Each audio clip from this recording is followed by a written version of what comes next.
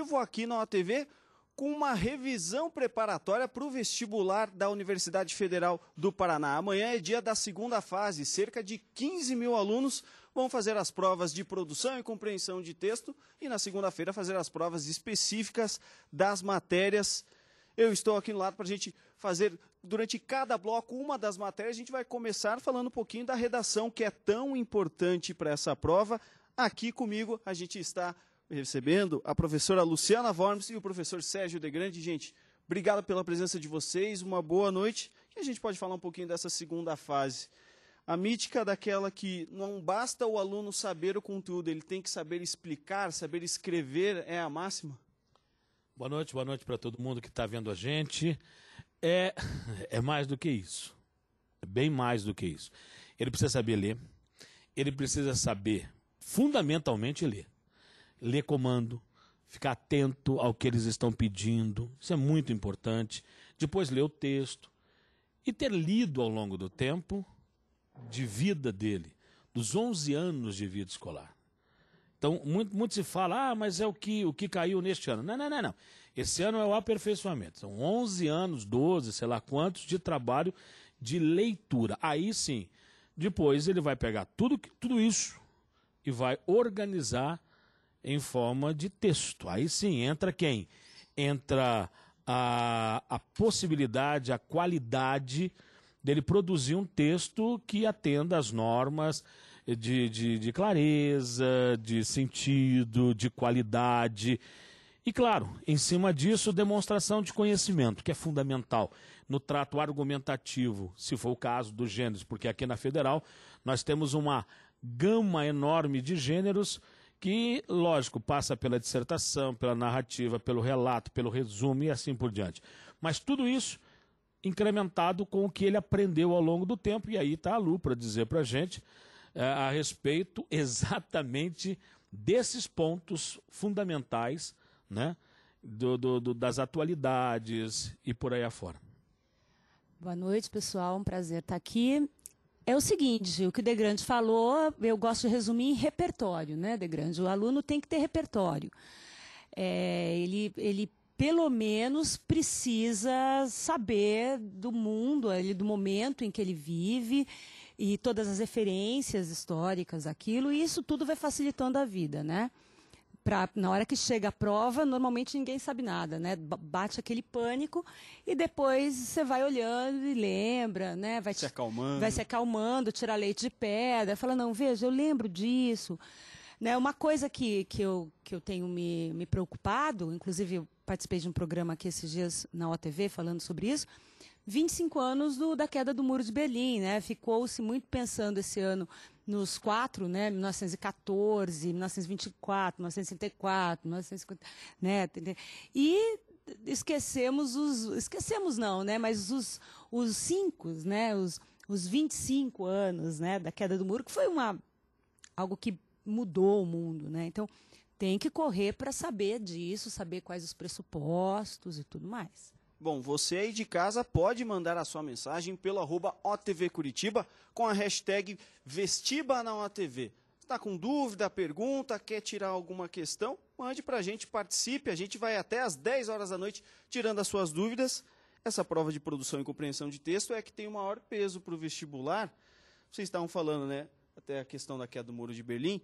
Acaba entrando muito na questão de produção de texto, isso que o Degrande falou, né? Ter um conteúdo, né? Não vai ser agora que o aluno vai conseguir adquirir isso, mas também assim, saber lidar os pontos com geopolítica, economia e essa situação, né, que a gente vive. Literatura, né? É um composto, né? Eu falo sempre para os alunos que é um composto. Todo o processo de formação de texto, na elaboração do texto, passa pelo repertório, desde que o camarada nasceu, onde ele foi criado, é muito importante, né? Quer dizer, ele foi de certa forma, convidado desde pequenininho para produzir, para ler. Ele frequentou teatro, ele frequentou cinema. O que ele fez ao longo da vida dele? Então, isso pesa. O que ele ouviu, o que ele deixou de ouvir, qual é o senso crítico, ele está com a antena ligada. Tudo isso compõe um extrato fundamental na hora dele produzir o texto dele. Claro, aí vem a escola. Aí vem a escola com todos os seus recursos, com toda a sua linha, com tudo aquilo que ele aprendeu, com tudo aquilo que foi formador para ele. Até na hora que ele chega na produção do texto especificamente, com os diversos gêneros. Então, é todo um processo, viu? É um processo lento, mas importante, que somado é que vai dar ou não a capacidade dele ingressar na universidade. A universidade tem sido criteriosa, isso é muito importante. Por quê? Porque, supostamente, todos são iguais nas matérias chamadas as matérias do ciclo comum, né? Agora, onde é que é o pênalti? Quando é o pênalti? O que vai fazer o sujeito, por exemplo, que está prestando medicina? Porque, veja, o camarada que vai fazer medicina, ele precisa ser bom em biologia, né? Ele precisa ser bom em química. E todos são bons em biologia e química nessa altura do campeonato. Porque quem foi para lá, para a segunda fase, foi a nata. Foi o grupo bom para chuchu. Então, quem leva a vaga? Quem é que vai tirar o lugar do outro? Quem fizer um bom texto. Então a redação passa a ser fantástica. Isso sem contar que na Federal existem cursos que só a redação é eliminatória. Quer dizer, e aí, como é que fica? Entendeu? Então é complicado. É um processo que necessitava, desde o começo do ano, dos anos anteriores, estratégia. Quem montou essa estratégia agora vai dar muita, mas muita gargalhada, porque nós trabalhamos isso o ano inteiro. Você sabe que, só para você ter uma ideia, eu fiz direito na USP, né, no Largo São Francisco, na época que caía todas as matérias na segunda fase, e, obviamente, eu fui bem nas humanas, né, mas o que me colocou na USP foi química. Foi química. Eu falava, o conhecimento que fez a diferença. Né, como é que pode, né? Eu não sei nada de química, mas foi isso que me... Bom, e para essa prova de amanhã? Lembrando, os portões abrem 12h30, fecham 1h30 da tarde. É importante você chegar com antecedência. Não pode esquecer um documento com foto, o seu comprovante, né, de ensalamento, que pode ser diferente da primeira fase. Então é importante você acessar o site da Federal e imprimir. E, claro, uma caneta preta transparente. Você pode levar lápis, pode levar sua borracha para fazer a prova. A gente está vendo aqui, né, vocês falaram alguns pontos, queda do Muro de Berlim. Quais assuntos que devem aparecer? A gente está vivendo uma crise hídrica no país, mas nem sempre assuntos tão recentes, às vezes, acabam caindo na prova do vestibular. Vocês esperam, de repente, alguma coisa tão recente ou que está presente na nossa vida ainda? Olha, uma coisa que parece que nunca deixa de estar presente, né, é a questão no Oriente Médio, né? Ela é atual agora, ela foi atual no passado, ela era atual nos anos 40. E aí eu acho muito... A Federal tem essa história de ser criteriosa, né? Eles querem muito saber, agora, principalmente na segunda fase, o que é que o aluno pensa, né? Ele quer saber... não importa se ele tem essa ou aquela ideologia, tal, porque todo mundo é parcial. Em humanidades não tem como ser imparcial. Tem a sua opinião. Né? Tem a sua opinião. E eles querem saber qual é a sua opinião. Então não precisa ficar com medo, meu Deus, eu vou ferir suscetibilidades. Me posiciono ou não. Me posiciono ou não. Agora, precisa ter argumento para absolutamente tudo, né? Você falou, você tem que ir até o fim. Uma coisa que eu sempre digo, Degrande, é que, por exemplo, essa história de o Hamas é terrorista, as Farc são terroristas. Chamou de terrorista, tem que segurar o terrorismo até o fim, porque ser terrorista nunca é bacana, sabe? Não é assim, fulano é terrorista, mas, veja bem. Não, se você quiser chamar de outra coisa, quiser... Sem amenizar, né? Amenizar. Você fala, olha, ele é luta armada, né? Ele usa... E outra, usar substantivos, né? Porque usar assim, o Hamas, vírgula, grupo radical, é muito pouco, tá? Então, isso eu acho uma dica importante, assim, você substantivar, você mostrar que você sabe daquilo. E, olha, o Oriente Médio, inclusive, falando em questão hídrica, o Oriente Médio contempla até essa situação, mas saber, talvez não saiba os nomes, né? Não vou lembrar do Benjamin Netanyahu, do Likud, que é o partido. As figuras. Mas você tem que mostrar para o examinador que você não é um laranja. Em redação é um pouquinho mais difícil esse tipo de tema, tá? Na redação é mais complicado. Nas provas exclusivas, sim. Aí, perfeito. Na redação, o que a gente imagina, e eu acho que o aluno precisa entender, é que nós temos um grande desafio. O desafio é colocar em 8, 10, 12 ou no máximo 15 linhas todo o nosso pensamento. E isso vai acontecer amanhã. Serão 5 textos, eles vão apresentar 5 textos e de 5 gêneros diferentes. Então, cabe ao aluno entender qual é cada um desses gêneros, ou como é que é cada um desses gêneros. Por histórico, por aquilo que nós já sabemos, por aquilo que a universidade já faz, existem 3 que são bem comuns. É um gênero dissertativo argumentativo, né, ou opinativo. Então, isso vai pintar. Aí entram, né, os acontecimentos recentes. Eu acredito particularmente nos preconceitos gerados contra os nordestinos este ano, na história hídrica, no problema hídrico brasileiro. Acredito também fortemente na história do não votar no Brasil, na segunda fase, no segundo turno, que nós tivemos quase 1/4 da população brasileira deixando de votar. Alguns pontos interessantes que aconteceram aqui mesmo no nosso mundo, como a corrupção, né, esse fato da corrupção. Então, no texto argumentativo, eu acredito que esses temas sejam muito fortes.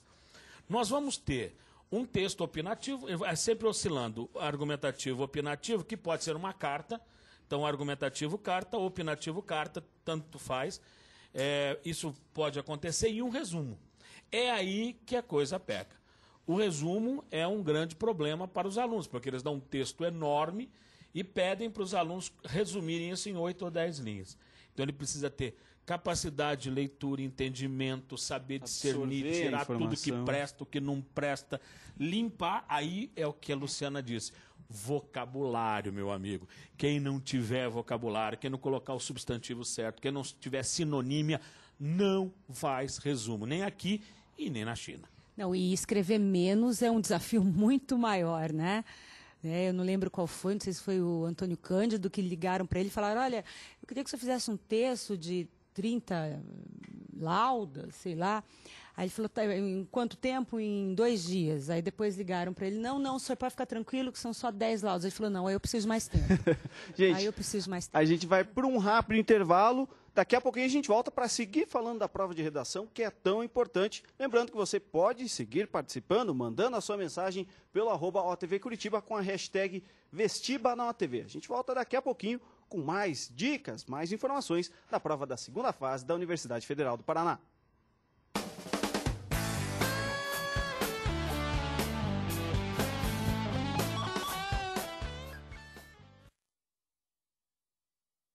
Na caixa. Eu já saio? Não, só na caixa, nem no ponto. Quem agora? Agora vem? Tava tão bom, né? Faltou falar da Crimeia. Eu só ouço você pela caixa. Mas é na segunda-feira. Então, na sequência, filosofia e sociologia. Isso. Sem problema. Tudo bom? Estão microfonados? Gente, precisamos microfoná-los. André, prazer, tudo bom? Vai ficar um de cada ladinho, seu? Então, gente, a gente tem um quadro. Vocês querem utilizar? Usar o quadro. Rafael? Porque a gente Tudo tem que essa você tem que possibilidade. estudar, Aí vou a falar gente para os pode... alunos, você tinha que estudar para amanhã. Você estudou? Você leu ou não leu? Sou ele, né? Você leu tudo isso ou não? Então fica com medo. Esse aqui, beleza. Eu acho que, André, não sei se você senta mais pra ponta. Que é melhor. Fica no bolso, esconder esse cabo. Posso falar para eles que eles tinham que estudar tudo? Beleza? Falou, Guri. Valeu. Você estudou? Você estudou? Estudou tudo? Mas eu peço falar isso, exatamente. Falou, meu querido. Será que tá certinho? O som? Vamos ver, o pessoal daqui a pouco já fala com a gente aqui pedindo pra testar alguma coisa.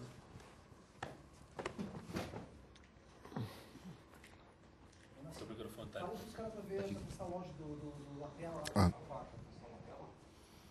Não, a gente já tem a primeira. Gente, só confirmando, é Rafael Auer e Sandro Fernandes, né? Isso, Sim, senhora. Rafael Sandro.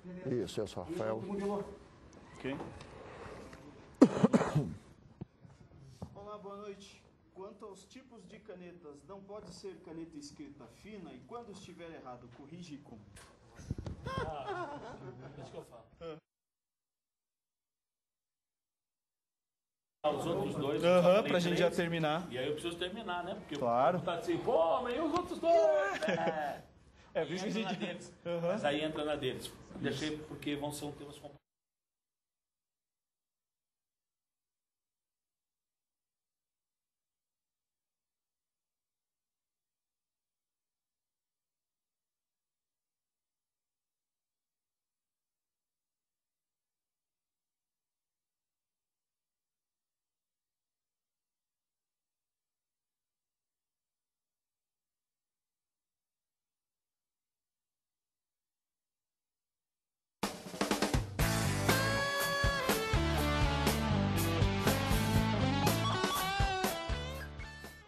Estamos de volta com essa revisão, o aulão preparatório aqui na UTV para o vestibular da segunda fase da Federal.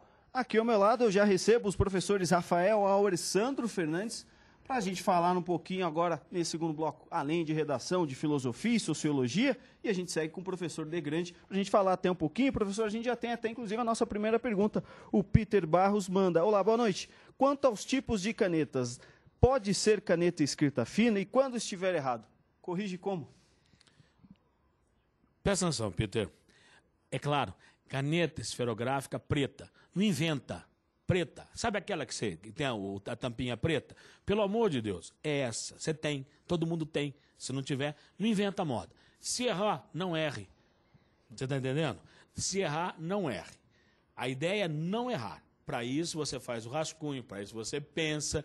E a ideia é não errar. Se errou, oh meu Deus, o que é que eu faço? Façam um traçozinho bem leve em cima da palavra, tá? Põe entre parênteses, leve, e escreva o acerto na sequência. Evite borrões, evite escrever por cima, fazer aquela algo sujeira mais simples, na sua prova. não tão agressivo. Sim, né? por favor, use o bom senso, seja sutil, isso é importante. Bom, lembrando que o pessoal aí de casa pode seguir participando pelo @TV Curitiba com a hashtag #VestibaNaUTV. Professor De Grande, eu estava falando das provas de redação, né?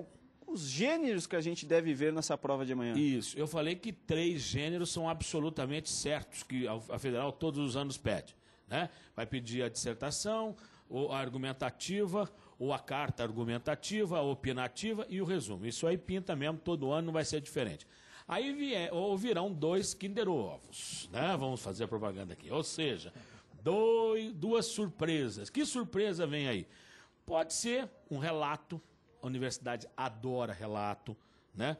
Pode ser que eles peçam aí na caminhada uma análise de tirinhas, pode ser que eles peçam comparação de textos, pode ser que eles peçam a própria narrativa, pode ser que, de repente, peçam para você dar continuidade a um texto. Tudo isso faz parte do que a Federal tem nos colocado. Agora, é bom lembrar o seguinte, a Federal adora tema comportamental. Tema comportamental, análise do comportamento de sociedade. E aí tem tudo a ver com o que nós temos aqui, né? Que é o Rafa e o Sandrão, que podem falar para a gente sobre sociologia e filosofia. Porque comportamento, de certa forma, isso está associado à sociologia e à filosofia. Que veremos pela frente, gente. Boa noite. Boa noite, boa noite. Boa noite. Boa noite. Bom, em termos de filosofia, em primeiro lugar, uma satisfação poder falar de uma disciplina como essa numa emissora de televisão, né? A disciplina que foi tão deixada de lado, né, durante tanto tempo na história do país, então a satisfação é enorme. Num certo sentido, né, cai filosofia na prova da Federal, logo nós, professores de filosofia, existimos, né? Parodiando Descartes. Mas é uma disciplina, um discurso, pessoal, que tem muito a dizer para a sociedade contemporânea. Então a gente louva a escolha da Federal em pensar um autor como Habermas, né, que fala de fé e saber hoje em dia, que às vezes são 2 temas extremamente fundamentais para entender a sociedade contemporânea, haja vista todo esse conflito civilizacional que a gente percebe entre Oriente e Ocidente, né? O Habermas apontando o senso comum, né, a linguagem popular, o conhecimento popular como o local para a solução das grandes oposições que o discurso religioso e o discurso científico demonstram na sociedade contemporânea. O De Grande está falando de comportamento, né? Nós temos uma obra na prova de filosofia famosíssima, é um grande clássico da disciplina, que é a Ética Nicômaco do Aristóteles, aonde o Aristóteles procura entender exatamente isso, De Grande, qual é a mecânica, qual é o fundamento do comportamento humano. E aí não tem erro, né, pessoal? Falou em Aristóteles, em decisão humana, em ação humana, tem que pensar o seguinte: toda boa decisão é aquela orientada pela razão. Se você não tomar uma decisão baseada na razão, fatalmente você vai cometer algum tipo de erro, algum tipo de equívoco. Eu vou fazer uma atravessada aqui no teu discurso, eu achei ótimo. Um dos pontos interessantes desse comportamento, que na redação pesa muito, né, esse ponto vai pesar bastante, está relacionado à relação pais e filhos. Aí o Nicômaco entra direitinho, né? Olha. Como as gerações se conflitam. Eu acho isso muito interessante, é um belíssimo tema. Pois olha, De Grande, na obra aparece o seguinte: o indivíduo, para viver bem, né, para levar uma vida que vale a pena ser vivida, ele tem que se comportar dessa forma. Quer dizer, toda decisão que ele toma tem que ser pautada pela razão. E dá a entender no texto o seguinte: cabe ao indivíduo. Quer dizer, por mais que o pai oriente o filho nas boas decisões, nos bons hábitos, isso não é decisivo. O que é determinante é que o indivíduo incorpore esse tipo de teoria, porque isso é basicamente teórico, e transfira isso para a prática. Quer dizer, é a ação, é a atividade que vai decidir o caráter da pessoa. Então, meninos, olha, os vestibulantes que vão fazer a prova de segunda-feira de filosofia, um grande tema da prova é a palavra virtude, o conceito de virtude.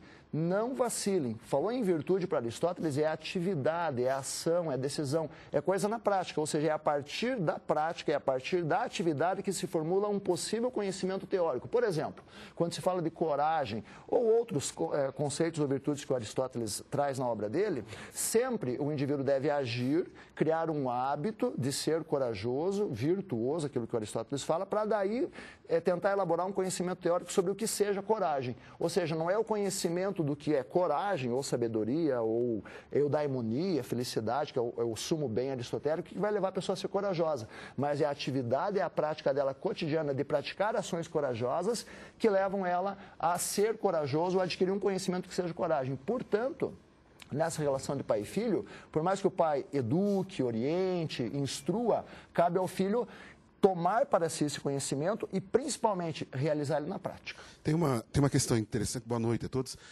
Tem uma questão interessante, quando o De Grande fala de comportamento, que é a gente pensar no Durkheim, que é um autor importante na prova específica também, e no conceito de cultura. Para o Durkheim, o conceito de socialização é muito importante, quer dizer, o aprendizado e em quais grupos sociais esse aprendizado se dá. Né? Vamos pensar num grupo primário, é a família, ou nos grupos posteriores que o ser humano vai tendo contato, seja a igreja, seja a escola, e, é claro, a mídia também.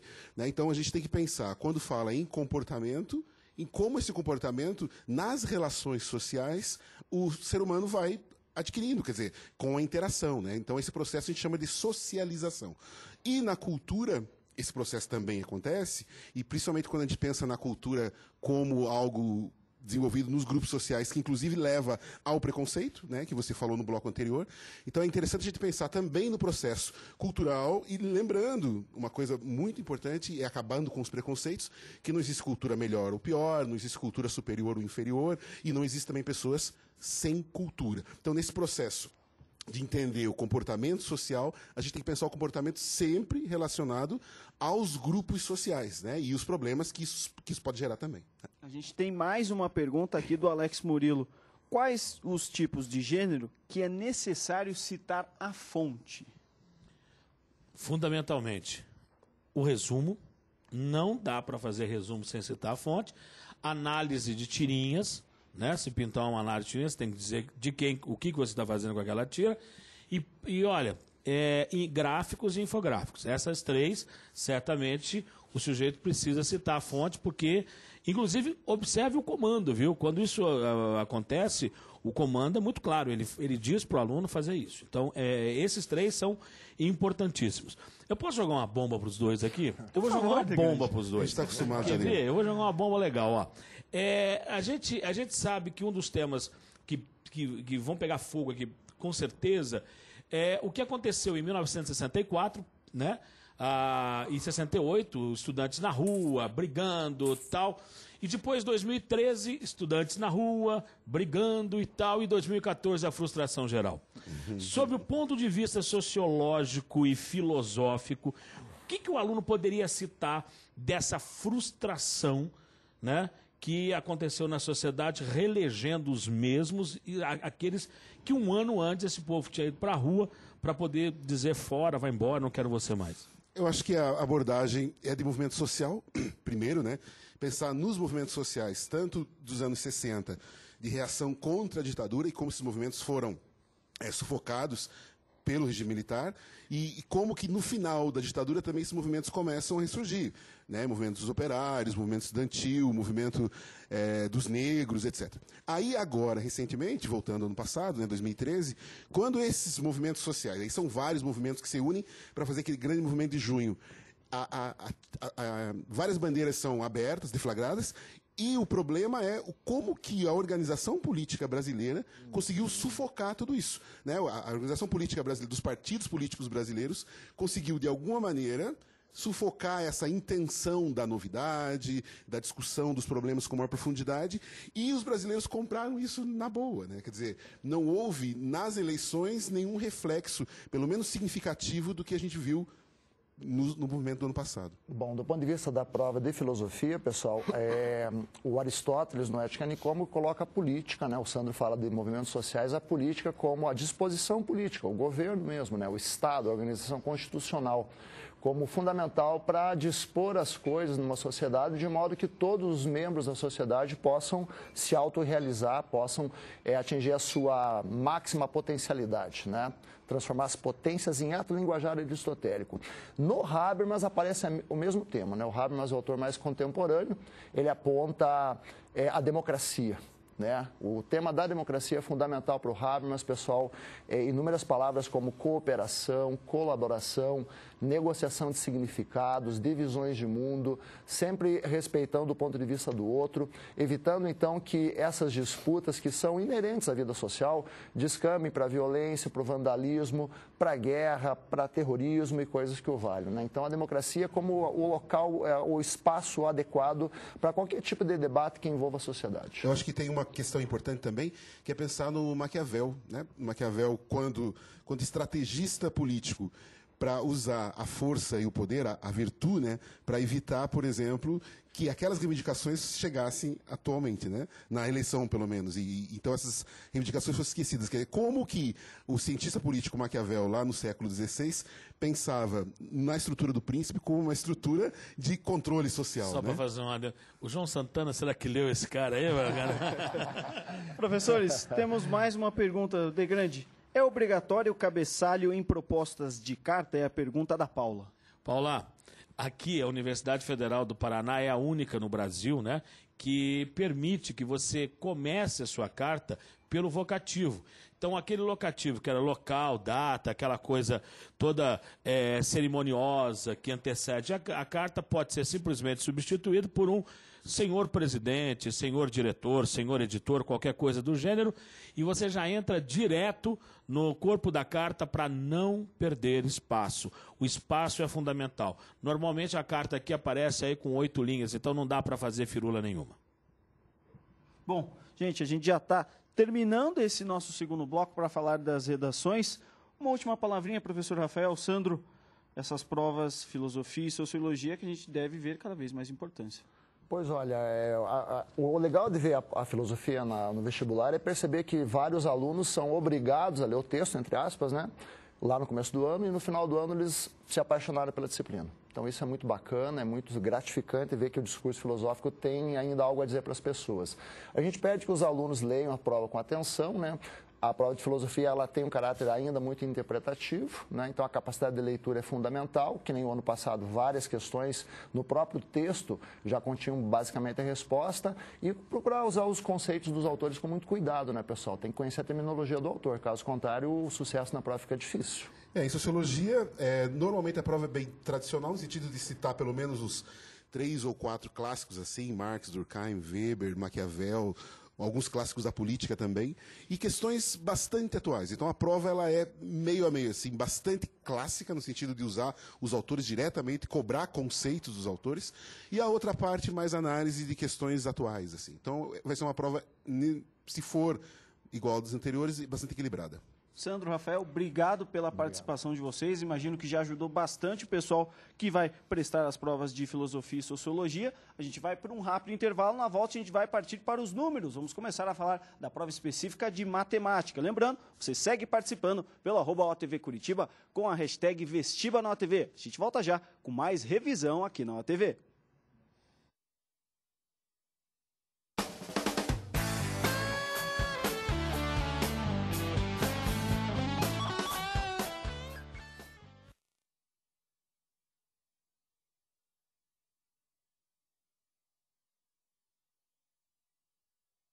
Última pergunta, nunca apareceu aqui, acabou de chegar outra mensagem, mas... Bem boa, só que aqui também a gente eu não consigo falar com você. Fala pelo do Japa, não dá?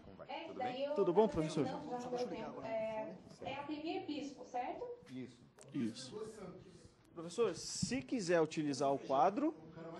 Mas eu acho que não... Bem, vai ser a ideia é necessário, bater um papo, né? Então... Se você quiser lá fazer uma continha de mais e menos, pode. Qualquer coisa, fique à vontade. Temos a lousa à sua disposição. Deixa eu ver aqui, ó. Já vai entrar aí, ó? Oi, agora sim. Ah, boa. Tá. Só peraí, Lu, só pede pra ver se o microfone do professor Ademir tá funcionando. Fala um pouquinho, professor. Alô? Som, 1, 2, 3. Diga. Sim?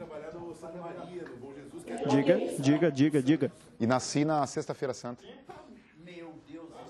Sim, só. Não, ele é bispo, mas na verdade, se for ver mesmo, não chega nem a sacristão. Não, claro. Mas eu acho que não, acho que a ideia é bater um papo de orientações, né? Então, algumas coisas eu já fico de olho, mas se aparecer uma, por exemplo, essa que você avisou, não apareceu aqui, daí eu não tive como chamar. Aqui tá bom? Devo olhar mais pra cá. Fica tranquilo, olha, conversa com a gente, que eles te acham. Tá bom. O Peter respondeu, professor. No edital diz preta e escrita grossa, mas treinei o ano inteiro com aquela bique cristal fina. Ela pode ser usada? Ela, essa. Eu não queria fazer propaganda.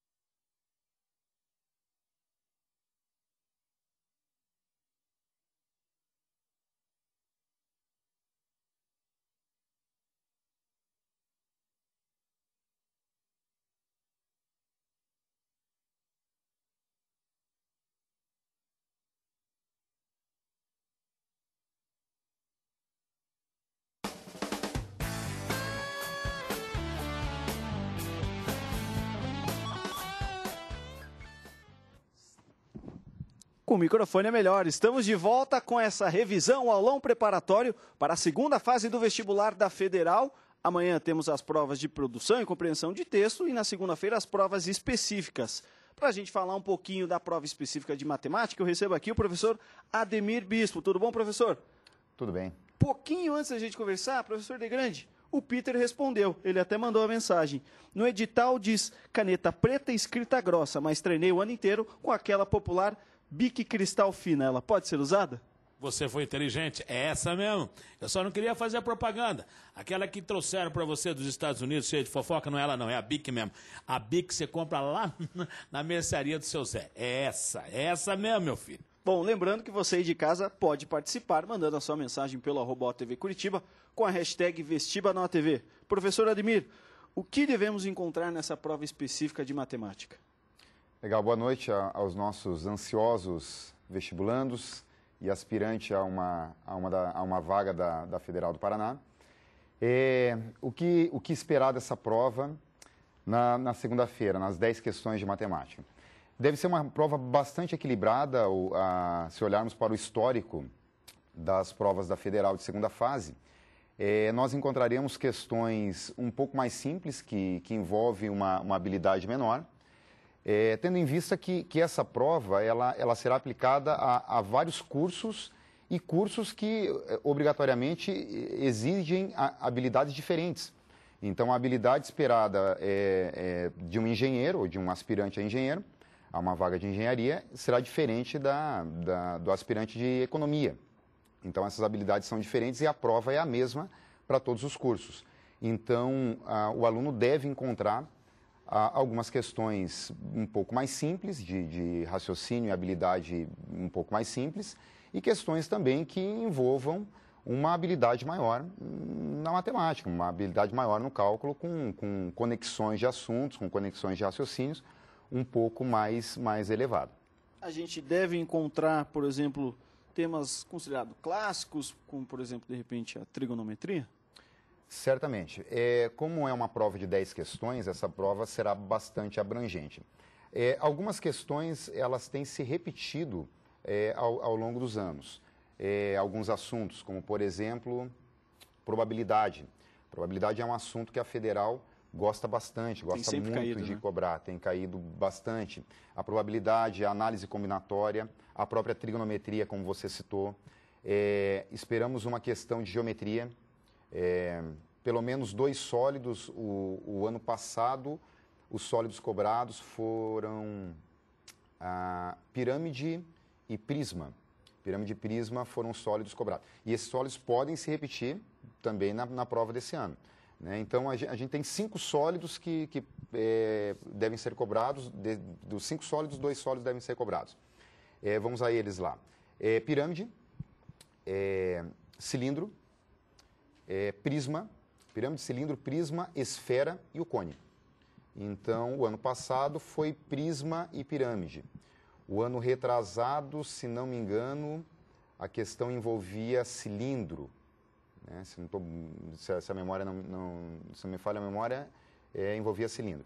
Então, esse ano devem aparecer também 2 sólidos aí na geometria. Sempre vai variando um pouquinho, justamente para não manter, de repente, uma repetição, mas há a possibilidade de repetir, de repente, num dos sólidos, sim. né? Uhum. A gente tem também, de repente, podemos ter algumas questões, funções, máximo, mínimo. Certamente.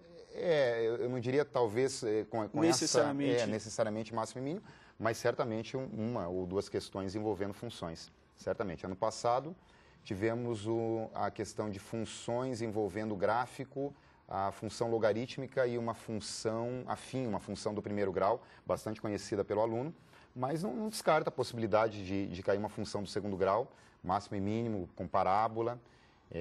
Enfim, é um assunto que deve ser cobrado, sim. Bom, além das contas, a gente pode ter também, de repente, uma análise do resultado, né? Justamente pedir para trabalhar essa questão, esse conceito, esse conteúdo, né? Não só saber resolver, né, a questão. Exatamente. Algumas dúvidas dos alunos que nós trabalhamos agora nessas últimas 3 semanas com as aulas exclusivamente para a segunda fase da Federal, era exatamente como apresentar a resposta, né? Porque o cálculo, enfim, às vezes o aluno sabia fazer, sabia a saída da questão, sabia o cálculo, mas como apresentar isso para o corretor. Então, isso foi trabalhado de forma bastante intensa nessas 3 semanas. Como apresentar essa solução. E o aluno também, ele tinha muito medo, né? Porque o corretor também não está esperando uma tese de mestrado para apresentação. De forma sucinta, né? Usando as próprias palavras, claro, com um certo grau de técnica, né? Mas vai aplicar um teorema de Pitágoras, uma coisa muito comum dentro do cálculo. De repente explicar para o corretor que você vai fazer aquilo. Então, aplicando o teorema de Pitágoras em tal triângulo retângulo, obtemos. Então, são frases que acabam valorizando a tua apresentação, né? São pequenas frases sucintas, mas que acaba dando um significado maior à tua solução. Então, isso deve ser usado, né, por parte do candidato. Demir, no primeiro programa, quando nós fizemos o primeiro programa aqui na OTV, fazendo o comentário da primeira fase, eu me lembro que você e o Neuzar, né, falaram assim, foi uma prova muito boa, foi uma prova adequada, E depois a gente brincou, e esse muito boa, muito adequada, foi um sinônimo de difícil.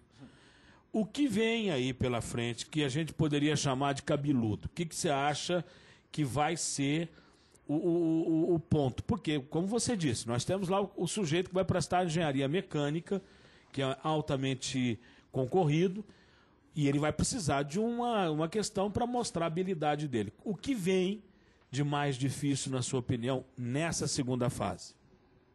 Bem, eu lembro na ocasião, a pergunta inclusive foi sua. Estou batendo na tecla.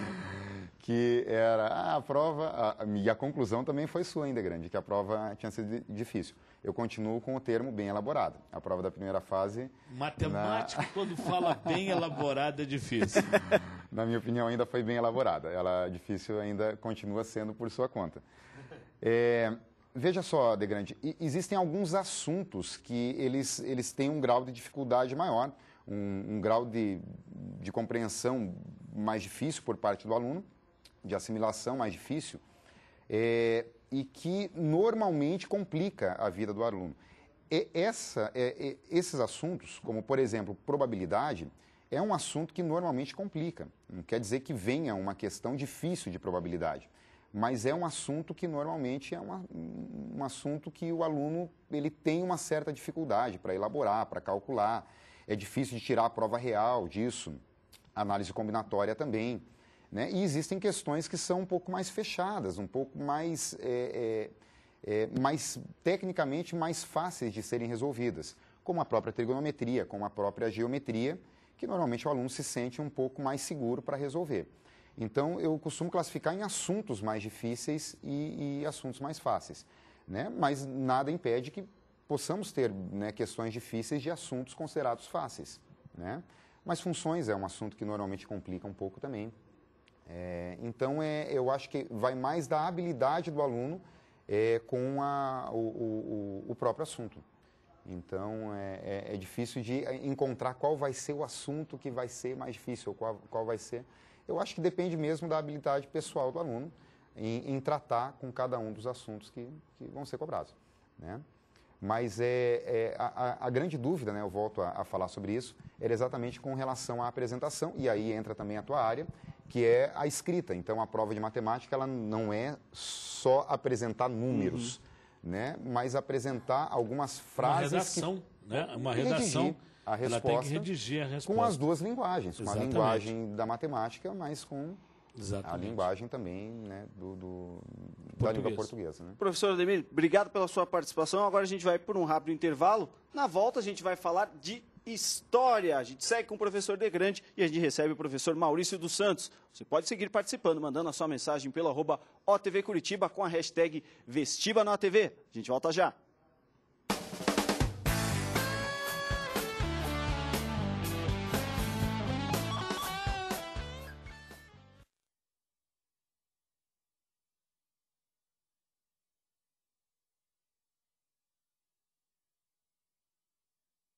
O nome só do Vilmar Martins e do Luizão Portela. Então, Crozeta, professor Crozeta. Professor Crozeta. Crozeta? Com C. E Z, 2 T's? Crozeta tem 2 T's ou um T só? Tudo bom, professor? Aquelas que a gente não sabe responder. Meu nome é Maurício, eu estou há 8 dias sem beber, acho que dessa vez eu vou conseguir. Deixa eu ver. Professor, vai precisar alguma coisa do quadro? Não vou. Alcoólicos Anônimos? Nós não conseguimos ser anônimos, né? Porque nós somos... Professor de 300 em cada sala, de cada vez. Cara, uma vez o Sócrates estava conversando comigo, né? E eu falei, Magrão, como é que é, né? 2 T's, desculpa, esqueci. Isso. 2 T's? 2 T's. O Crozeta com 2 T's? 2 T's. E História, Maurício dos Santos, certo? Isso. E aí eu falei pro Sócrates, qual é a coisa mais difícil de jogar no Corinthians? Ele falou, pô, o corintiano, cara. Por quê, Magrão? Pô, eu entrava em qualquer boate lá em São Paulo, tinha sempre um garçom que era corintiano, cara. Não podia fazer nada errado, cara. Tinha sempre alguém de olho, né? Sempre um de olho, pô. Esses caras vivem no reality show, né? Nossa Senhora. hora eu te conto uma aqui do Palmeiras e Corinthians, que ele bebeu a noite inteira e foi jogar no dia seguinte. Fez 3 gols. Olha que lasagna. E era assim, não tinha concentração. E o Casagrande e o Birubiru ficaram na casa dele até as 10 horas da noite. Depois entrou aquele Flávio Giacovatti, ficaram bebendo uísque até as 4 da manhã. Ele tinha que se apresentar no hotel às 6. Ele foi pra mulher dele, tomou um banho, botou uma roupa, botou um óculos escuro e foi o primeiro a chegar no hotel. Chegou, não falou mais nada para jornalista, foi pro quarto, dormiu até as 2 da tarde.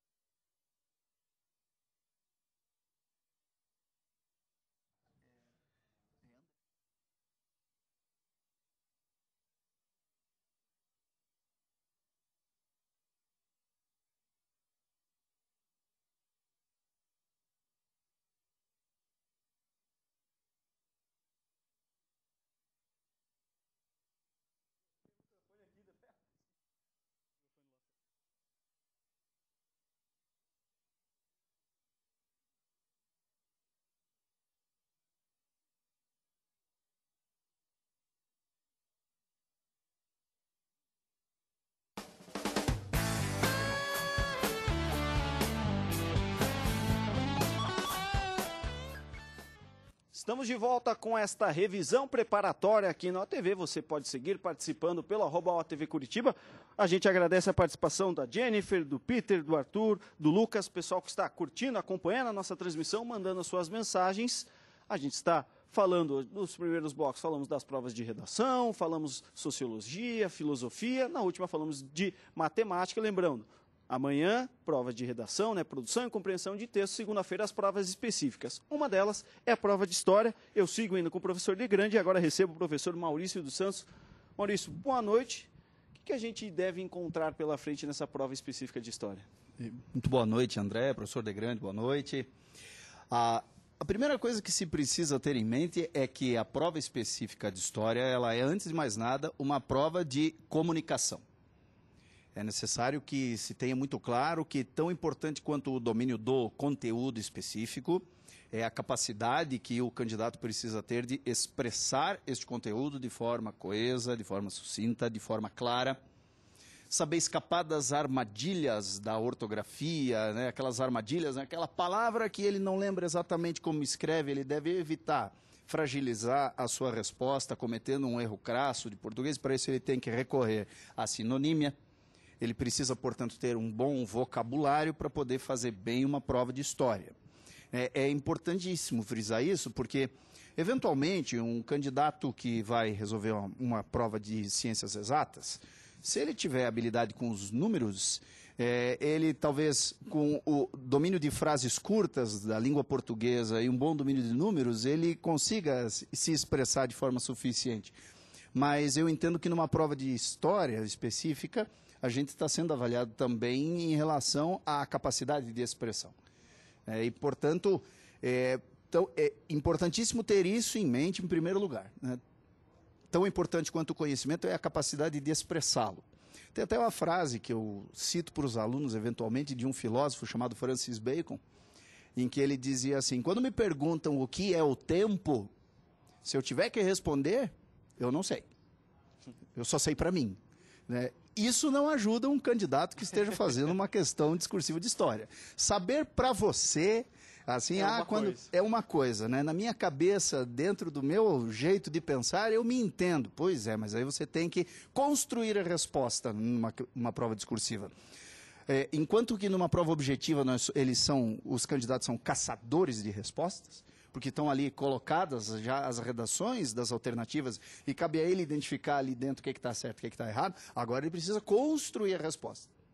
E, infelizmente, eu diria, né, uma fragilidade da forma com que o estudante brasileiro se prepara, eu acho que ele não tem o hábito de escrever história, de responder questões de história. Então eu considero que esse é o primeiro desafio a ser superado. Por outro lado, os temas que podem estar presentes, né, em que pese a gente ter feito essa consideração da necessidade de expressar com clareza, os temas que nós devemos esperar são os mesmos que estiveram presentes na primeira fase. né? Não há uma listagem de conteúdos diferenciados para a primeira Vai ter muita mudança. e para a segunda. Não deve ter, não podemos esperar, por exemplo, assuntos que estejam fora daquele rol de assuntos que foi colocado no edital. Alguns poderíamos considerar como temas clássicos, né? Antiguidade ocidental, né? Que é onde começa a listagem de conteúdos da Federal. Existem, embora nem todo mundo aprecie essa ideia de usar marcos cronológicos como temas geradores para as questões, é impossível deixar de pensar na importância da Primeira Guerra Mundial, que celebra 100 anos, né? Não sei se celebra é a expressão correta. Não é. Não Nem comemora. Né? Nem comemora. Nem comemora, né? pelo amor de Deus. Contabiliza. Marca 100 anos. Isso, marca é melhor. Marca. Temos 50 anos do início da ditadura militar no Brasil. E, portanto, há uma série de referenciais históricos que podem inspirar a confecção de questões. Até nisso que você está abordando, professor, uma pergunta do Joelso. Quais exemplos de alusões históricas boas que eu posso usar em uma proposta de redação? Um dos critérios de correção que a Universidade Federal utiliza, e se a gente não sabe os critérios de correção, dificilmente vai poder desempenhar bem numa prova, né? Seja de qual disciplina for. Um dos critérios de correção que a Federal utiliza é que se observe aquilo que é colocado, aquilo que é posto na Lei de Diretrizes e Bases de Educação como habilidades que se pretende desenvolver com o ensino de História. Um deles, por exemplo, uma dessas habilidades é a do uso dos marcos históricos comparativos. Isso significa que, mais do que fazer uma pergunta factual relacionada a um determinado evento histórico, um nome ou uma data, é mais rica uma questão em que seja posto pela universidade um determinado tema e pedir para o candidato que analise de que forma este tema sofreu rupturas ou continuidades ao longo da história. Por exemplo, saber relacioná-lo. Saber relacionar o passado mais remoto com o passado mais recente. Por exemplo, a questão dos direitos da mulher.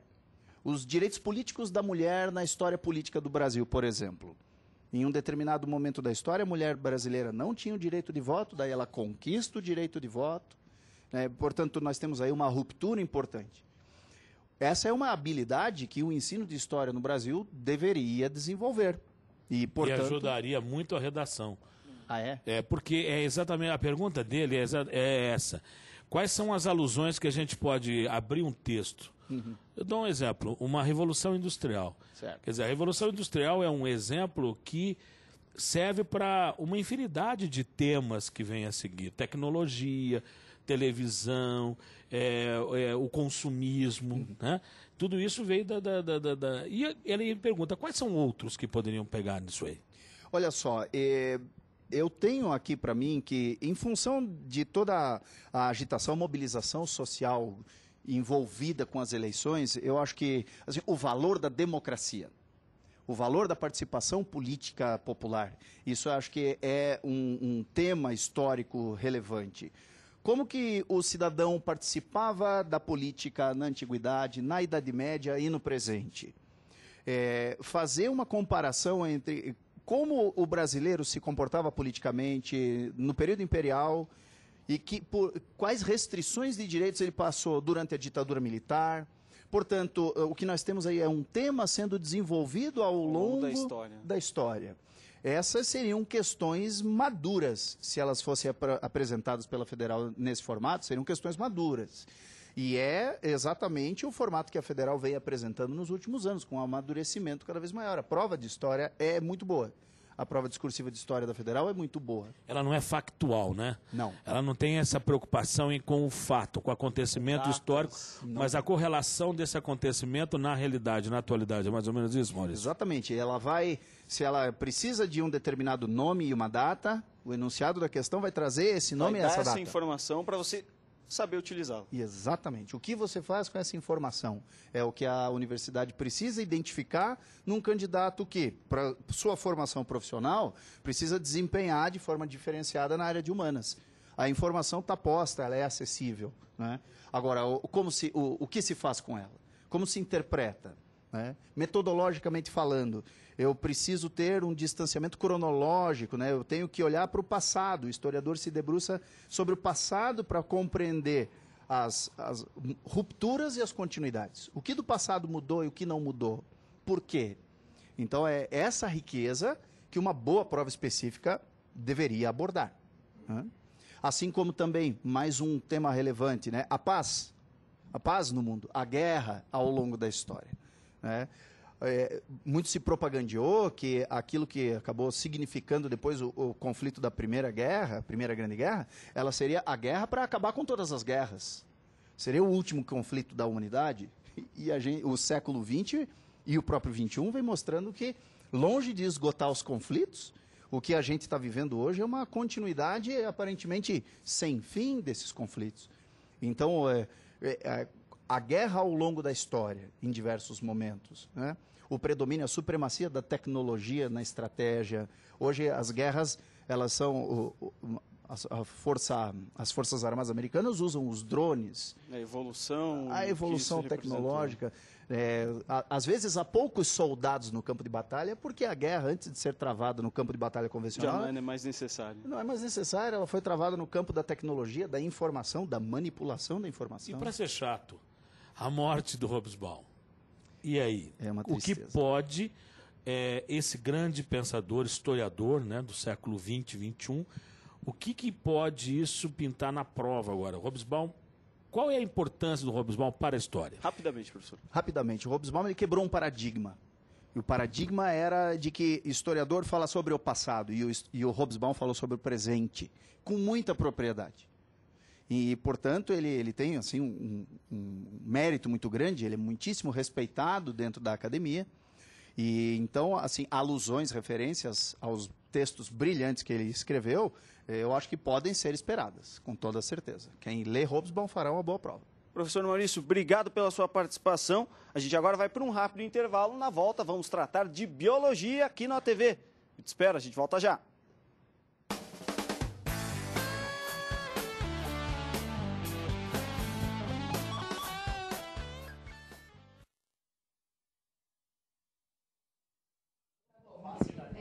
Então agora são 6 professores, né? Vilmar Martins, Luizão Portela e Crozeta. Isso.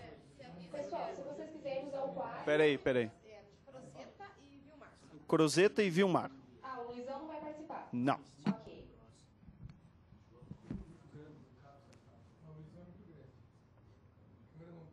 Pessoal, só lembrando, tem o quadro, se vocês quiserem usar. Fiquem à vontade. Por dentro do bolso também, isso. Para se você puder colocar bem para dentro do bolso.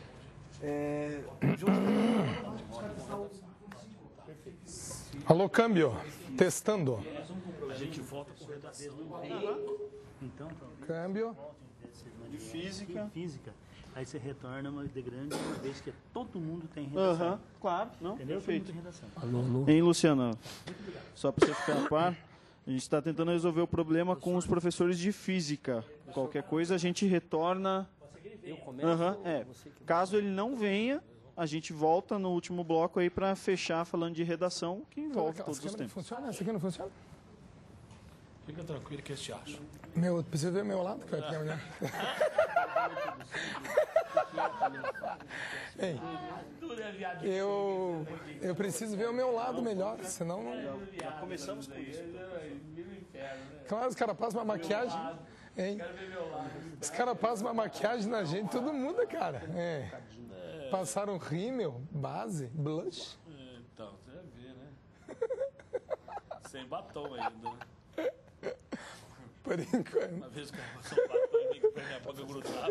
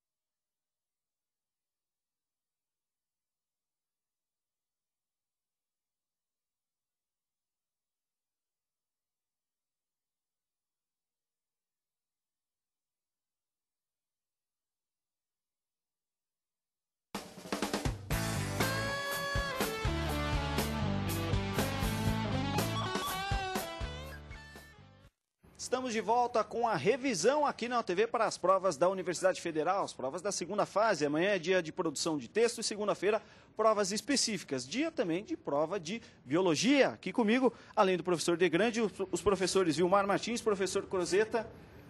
O que a gente deve principalmente ver de diferença, se encontrar diferença entre a primeira fase e a segunda fase, professores? Bom, a primeira fase, ela é absolutamente justa com todos os cursos. Ou seja, ele vai cobrar exatamente aquilo que um futuro advogado, um futuro engenheiro, tem que conhecer basicamente de biologia. Aonde a universidade, inclusive, aqui particularmente, achamos que a prova é muito bem elaborada, que a comissão sabe exatamente o que é necessário. O ponto. O ponto necessário. A segunda fase tem um caráter diferencial. Primeiro, já houve uma seleção. Então, essa seleção daqueles candidatos que, mesmo que sejam da área biológica, o nível do aluno por si só já é melhor e a universidade tem sido muito feliz nesse aspecto. O que ocorre, o que vai acontecer com você na segunda-feira? E não se preocupe com isso. Quando você pegar a prova e fazer a primeira observação, você vai olhar assim e vai ficar um pouco preocupado em dizer, mas isso aqui eu não sei, eu não sei, eu não sei. O que ele deve fazer? Primeiro, dialogar com a questão. O que é o dialogar com a questão?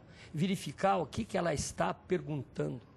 E um detalhe, a universidade progrediu nesse aspecto, porque também está demonstrando quanto vale cada questão. Às vezes, uma dica legal, às vezes ele está perguntando para você apenas assim, em determinado contexto isso é verdadeiro, sim ou não? Esse sim ou não vale um ponto. Só o sim ou não. Outro detalhe que a universidade progrediu é com respostas mais curtas. Se você analisar os vestibulares de 2000, 2001, 2005, você vai ver que são respostas... Teve um caso, inclusive, aqui como curiosidade... Não que só deu respostas, mas textos mais curtos das questões também. Então, teve um caso que você podia ter quase 40 possibilidades de resposta. Hoje não existe mais isso. Hoje são respostas diretas. E exatamente por isso que ela é feliz. Se eu fosse dar uma sugestão, tenho oportunidade dessa sugestão, às vezes, algumas perguntas são meio complicadas para o aluno entender o que ele está perguntando. Tudo bem que talvez o avaliador fizesse a seguinte colocação para mim, mas isso também faz parte da avaliação. Eu ficaria quietinho. Mas já que estamos progredindo, está muito boa a prova. Dentro desse contexto, o que ele vai encontrar? Aí a gente vai dar umas dicas. Absoluta certeza, até hoje, não fugiu disso. O professor Degrande, antes de começar, fez a seguinte pergunta para mim. E o ebola? Certo? Talvez vai quebrar um pequeno tabuzinho, porque quando surgem casos especiais como esse, a universidade ela vai se manifestar, pelo menos do meu ponto de vista, ano que vem. Este ano pode até acontecer, mas não é o hábito. Difícil. Não é o hábito. O que ele vai encontrar? Gráficos. O que a universidade faz, nessa segunda prova, ela pega muitas pesquisas que são realizadas a nível de laboratório e traz para o aluno usar o seu conhecimento de biologia para poder responder. É muito comum você fazer análise da questão do que é melhor reprodução sexuada, o que é melhor reprodução assexuada. O que ele não vai encontrar é perguntas absolutamente diretas. Ele vai ter que fazer o uso disso e, principalmente, é muito importante ele conversar com a questão, sublinhar o verbo que está perguntando, analisar o que ele está perguntando, para saber o que ele está perguntando. A gente tem até uma pergunta já no Twitter, até deixo para vocês. Pergunta da Milena. Na prova de biologia, a utilização de termos específicos agrega mais pontos ou colocar ou não faz diferença? Veja, eu acho que a questão de colocar um termo específico mostra o conhecimento do aluno. Né, mas tem que ter absolutamente certeza daquilo que você está falando, Nossa, saber... se você, dependendo da questão, se ela for genérica, ela não te perguntar exatamente o nome de um organismo, uma característica específica de um eucarionte, alguma coisa que esteja relacionada ao conteúdo específico, se você tem certeza disso, é importante. Eu acho que isso agrega a questão, mostra um conhecimento na questão, mas você sabe que existe um padrão de resposta que é dado, uma maneira geral do que aquilo vai ser trabalhado e como que vai ser avaliada a questão. Então, é importante colocar, se você conhece o termo, tem certeza do que aquilo agrega na questão? Sim, coloque, mostra conhecimento de biologia, isso é importante sim. Em questões específicas de biologia, você tem alguma aposta, de repente, que pode ser a aposta da própria federal? O que ocorre é o seguinte, o que o professor de pré-vestibular geralmente faz é fazer o seguinte, fazer uma análise daquilo que vem acontecendo em anos anteriores. Tendência, né? As famosas tendências. Eu tinha acabado de falar a respeito, por exemplo, da minha área de botânica. É muito comum extremamente comum, ele fazer uma análise do aspecto reprodutivo, do que é melhor sob o ponto, usando o processo da evolução. Mas se a gente pegar, acho que na questão na prova de biologia, pegar a matéria como um geral, acho que a gente tem que conversar, como o Vilmar fala, com a questão no sentido geral, da biologia em si, né? A reprodução, quando fala reprodução vegetal, você não tem, às vezes, uma questão só de reprodução vegetal, né? Você tem uma questão com texto, você tem vários itens na própria questão, abordando tanto a reprodução vegetal, e eventualmente você já entra com o tema da reprodução de algum grupo animal dentro mesmo, a própria reprodução humana. As questões são bem contextualizadas nesse sentido, né? Agregam bastante. Não é apenas um único conteúdo que você vai ter específico numa prova. Pode até ter questões bem diretas e específicas, o que não é o normal da Federal, né? A gente tem, nas últimas provas da Federal, questões de zoologia, na mesma questão evolução, na mesma questão ecologia, que são temas muito próximos, né? Você pegar um tema que você começa falando, dependendo do tipo de sistema digestório, você está falando de dentes na questão, e aí você passa para a diversidade alimentar, onde você entra em evolução e você entra em ecologia com relação a isso, né? Então você diversifica, você contextualiza a questão, que é uma tendência da prova da segunda fase da Federal, uma prova mais difícil, né, Vilmar? Sim. Do que a prova da Federal, Agora, não só pelo conteúdo absoluto, mas por essa contextualização e entendimento que você tem que ter. Essa foi até para a gente poder fechar. A pergunta, mais uma vez, da Milena. É importante saber os detalhes ou os conceitos em geral? Depende fundamentalmente daquilo que ele está perguntando. O enunciado é sempre, Por exemplo, muito importante. A tendência do aluno, muitas vezes, e talvez tenha sido a nossa também, enquanto aluno, vão tentar enrolar, vou tentar ir para um outro caminho. Ganhar tempo. Como as respostas são curtas, as respostas são diretas, dificilmente ele vai conseguir fazer isso. Veja, quando a pergunta é direta. Porque tem direta. perguntas que você tem respostas é mais absolutamente geral. diretas. Mas né? A resposta é aquilo, às vezes é uma palavra que você dá na resposta e aquilo. Agora, porém, você pode ter questões que você exige mais linhas que você vai responder. Né? Então, varia muito, acho que a segunda fase da Federal em relação a isso. Por isso que, mais uma vez, eu repito, leia bem a questão, que às vezes você tem uma pequena frasezinha que está perguntando sim, não... Como já foi correto ou não, verbos, isso vale ponto. Ou que se coloca na questão cite. Cite o nome. Agora, contextualize o assunto, descreva, discuta, caracterize, né? São outras coisas que você tem que avaliar. Vai ficar bem claro. São situações diferentes. Agora o Vilmar me assustou. A chamada biologia do cotidiano, né? Sim. Aquilo que acontece nesse ano que aconteceu, normalmente eles não pedem. Então, o que aconteceu ano passado já fica mais complicado para a gente lembrar do que vai acontecer esse ano. É por isso que a gente tem que trabalhar o tempo inteiro com eles, porque realmente a Federal tem essa característica. Por exemplo, essa mania que nós estamos vivendo hoje, dos chamados alimentos naturais, né? Seria um bom tema para a biologia, por exemplo, o mato. Sim. Por que comer... Estou falando porque, imagina, o cara gordo, né? Por que comer a gordura e não comer o produto animal, proteína animal? Porque comer isso aí faz parte ou não? Isso faz parte. Eu acho que esse tipo de coisa a Federal cobra bastante, os vestibulares de modo geral trazem, mas esse é um assunto que já existe há muito tempo, né? Que se discute isso o tempo inteiro. Os livros textos trazem isso, os livros clássicos que são indicados pela Federal como padrão para o estudo, né? Não exatamente só o material apostilado, mas o que existe na literatura como um todo, que está na notícia de modo geral. O que o Vilmar foi mais enfático na questão é falar dos detalhes que acontecem mais especificamente no ano, né? A discussão toda que teve do ebola, febre chikungunya, se falou bastante sobre isso também, algumas parasitoses novas ou eventos novos que acontecem, nem sempre é o que a gente vai ter na prova da Federal do Paraná. Pode acontecer, né? Pode. Mas não é a característica do vestibular da Federal do Paraná. Já quando se fala de transgênicos, já quando se fala de clonagem, já quando se fala de alimentos probióticos ou coisas que tragam um tipo de vantagem alimentar, a comida saudável, a própria Organização Mundial de Saúde tem falado muito nisso. Os antibióticos, né? A diabetes, que é uma doença crônica que virou obesidade, que virou um problema de saúde pública, não é uma questão apenas estética ou não, mas a questão de saúde pública, por isso vem trazendo uma série de outras doenças. Aí você começa a criar links, né? Você na obesidade, você de repente está falando em diabetes, da diabetes você está falando de hormônio, né? Fala de pressão, e aí você vai diversificando. Essa é a característica muito da prova da Federal. O que eu quero dizer é o seguinte, eu fico feliz porque a universidade consegue avaliar o aluno com a prova de biologia. Bom, gente, nosso tempo está correndo. Chegamos ao fim do nosso bloco de biologia. Professor Vilmar, professor Coseta, obrigado pela participação de vocês. Você aí de casa, segue participando, manda a sua pergunta pelo @OTV Curitiba com a hashtag VestibaNoTV. Daqui a pouquinho a gente volta para falar de geografia. Daqui a pouquinho.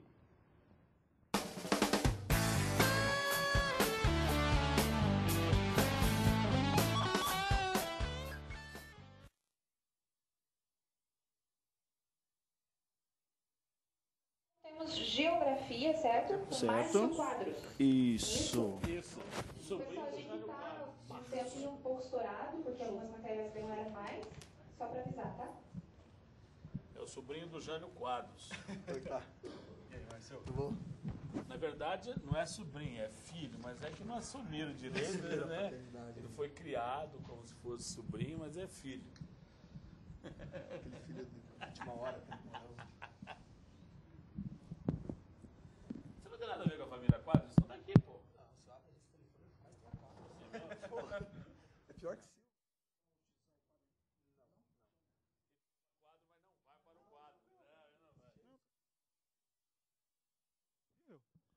Não parecia. É? Perceptível não. Pô, ainda falta o quê, hein? Falta Geografia, química e física.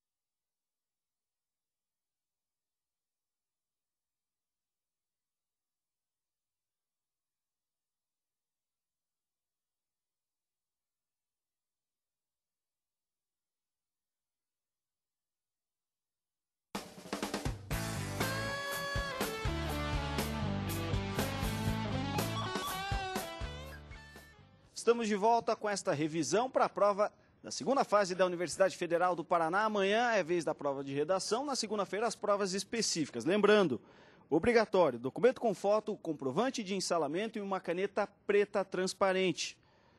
A gente estava falando provas específicas, a vez agora é de geografia. Recebemos aqui o professor Márcio Quadros. Professor, o que a gente pode esperar? Temas da atualidade, mas também nessa parte mais física, caindo de repente questões envolvendo a geografia do Paraná? Boa noite, André. Bom, na realidade, atualidades é muito pouco presente na segunda fase em geografia, por incrível que pareça. A geografia da segunda fase, ela meio que repete a tendência da primeira fase. Questões clássicas como cartografia estarão presentes. Aliás, não necessariamente com aquela ideia de que o tema que caiu na primeira fase não caia na segunda. Isso já aconteceu inúmeras vezes. Então, as questões que caíram na primeira fase, como, por exemplo, escala, né, e até mesmo a questão relacionada a coordenadas geográficas, pode estar presente de novo na segunda fase. Agora, em termos de acontecimentos mais, né, que a gente convivemos, eu acho pouco provável, mas isso não quer dizer que não caia. Não está descartado. Né? Não está descartado, porque o vestibular é sempre, muitas vezes pode ser uma surpresa para nós, mas não é o que normalmente acontece. E questões específicas, de repente, geografia do nosso estado, Paraná. É muita tradição, de repente, outras universidades tratarem bastante disso. Por exemplo, a UFSC, que sempre trata bastante da região específica. A gente pode ver, de repente, mais temas, mais questões voltadas para a topografia do nosso estado, para bacias, alguma coisa assim, professor? Com certeza, até porque na primeira fase isso não esteve presente. A geografia do Paraná é uma tradição aqui do nosso vestibular, que normalmente aparece ou na primeira ou na segunda fase. Como não aconteceu na primeira fase, há uma grande tendência que sim caia na segunda fase. E quando cai Geografia do Paraná, o aluno deve ficar atento com a questão de geologia, né? Os compartimentos geológicos do Estado e as bacias hidrográficas também do Estado. São os temas mais quentes aí em termos de geografia do Estado mesmo. Bom, a gente tem aqui, vamos ver, o pessoal está até avisando uma pergunta no Twitter. Vamos esperar, a gente está com um pequeno probleminha aqui. A gente falou, né? Geopolítica é sempre muito importante para a redação. O que a gente, de repente, pode tirar, aplicar, talvez, da geografia, um pouquinho também nas outras questões. É muito importante, né? Que nem a gente sempre vem batendo essa tecla. Saber não só ter o conteúdo, mas saber contextualizar, aproveitar alguns outros conhecimentos, né? Sim, o aluno ele deve ficar atento, por exemplo, com a questão da água no Brasil, né? A questão da água não é de hoje. Hoje nós vivemos um problema que é mais específico de São Paulo, mas é um problema que já vinha sendo dito.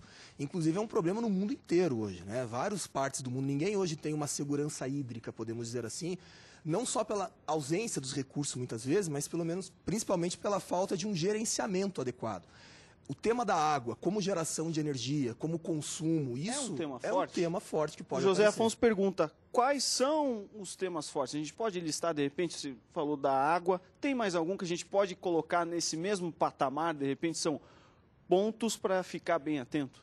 Com certeza. A água, questão de problemas ambientais, isso também é sempre muito batido, ocupações de risco, né? A gente precisa perceber que o Brasil, da década de 50 para frente, ele sofreu um intenso processo de urbanização, sobretudo do governo JK para frente. E isso fez com que as cidades brasileiras, na realidade, que não estavam preparadas, acabassem sofrendo um grande problema. Aliás, na geografia, isso tem até um nome importante, que a gente chama de macrocefalia, que é quando uma cidade ela concentra mais do que o dobro do que a segunda maior cidade do estado. Por exemplo, São Paulo, a capital, tem mais de 13 milhões, a capital mesmo. A segunda é Campinas, com pouco mais de 1,5 milhão. Então você veja, da primeira para a segunda... Você já criou uma inimizade com uma porção de gente aqui de Guarulhos, Osasco, por exemplo, já estão brigando com você, né? É que você está falando da Grande São Paulo, você tem razão. Sim. Campinas é a do interior, mas a briga é brava. Márcio, eu não te interrompendo, mas já interrompendo, nós tivemos o PAC, criado pela presidenta para a Copa do Mundo, que é o Programa de Aceleração do Crescimento. Muitos desses programas não deram certo, principalmente no que diz respeito a transporte. É tema que geografia pode explorar? A mobilidade urbana, ela sempre será um problema no Brasil. Aliás, nós temos que pensar que uma cidade que tem mais hoje do que 3 milhões de pessoas, 2 milhões, o trânsito é um problema que vai ser problema. Vai ser sempre um problema. Por isso que os transportes alternativos são necessários. O transporte de massa, a questão de viabilizar mais o uso de sistemas coletivos de transporte. Esses problemas do PAC, propriamente dito, em relação às obras que não foram concluídas, como transposição do Rio São Francisco, são problemas também importantes. Agora, em termos de cidade, propriamente dito, o aluno deve pensar em soluções alternativas, questões que fujam do tradicional, porque há um consenso de que, cada vez mais, o número de carros vai crescer muito maior do que propriamente o número de novas vias, por exemplo, né? Então, as alternativas são buscar justamente essas questões aí de transporte coletivo. Mais uma pergunta, professor Márcio. Guerras e conflitos no Oriente Médio é uma aposta para cair? Como eu disse anteriormente, atualidades não é tão comum na segunda fase. Mas como não houveram questões na primeira fase, eu acredito que a questão da Crimeia e do Estado Islâmico pode sim aparecer. O aluno deve se preocupar muito com esses dois temas, porque a segunda fase normalmente cai pelo menos uma questão que envolva a parte política, não necessariamente de atualidade. Ano passado, por exemplo, caiu para o aluno diferenciar o período da Guerra Fria, a questão da bipolarização. Então não é uma questão recente, mas é uma questão política. A questão, por exemplo, da Crimeia é uma questão política. A questão do Estado Islâmico não é só político, mas também envolve questões políticas. Então isso também é importante o aluno lembrar. Professor Márcio, a gente já está chegando ao fim do nosso tempo. Obrigado pela sua participação. Muita gente mandando perguntas, a gente já conseguiu responder algumas, falando um pouquinho da prova específica de geografia. A gente vai para um rápido intervalo. Na volta, o tema da vez é Química. Você pode seguir participando pelo @OTV Curitiba com a hashtag VestibaNoTV. A gente volta já.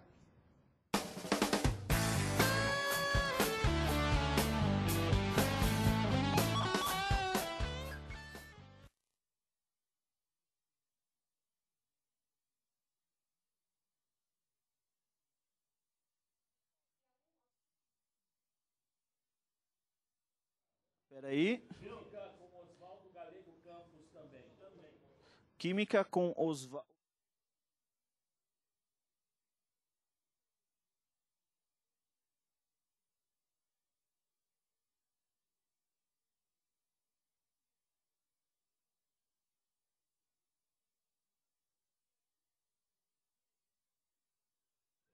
Fala, né? Vamos que vamos. Só a cena pra gente saber quem é quem. Eu sou Oswaldo. Eu sou Luiz Roberto. O que sobrou?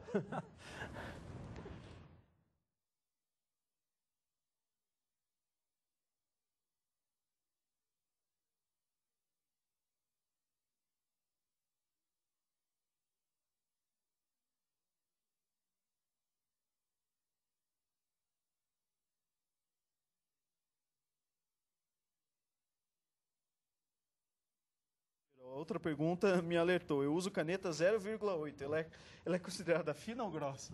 Ah, sei lá.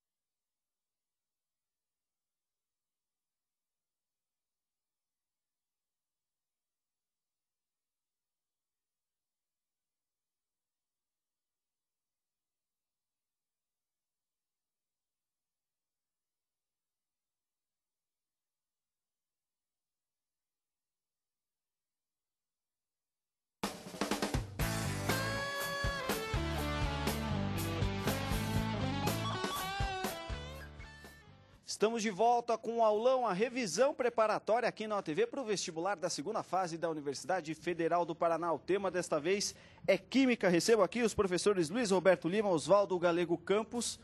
A gente está vendo participação, a gente ainda vai ter mais um bloco para a gente registrar a participação e responder as perguntas do pessoal que está com dúvidas sobre caneta, sobre horários, a gente vai responder vocês. A gente até estava comentando aqui no intervalo. É simples, vai ter prova de Química. Vai ter prova de Química. Vai cair Química. É isso, Oswaldo?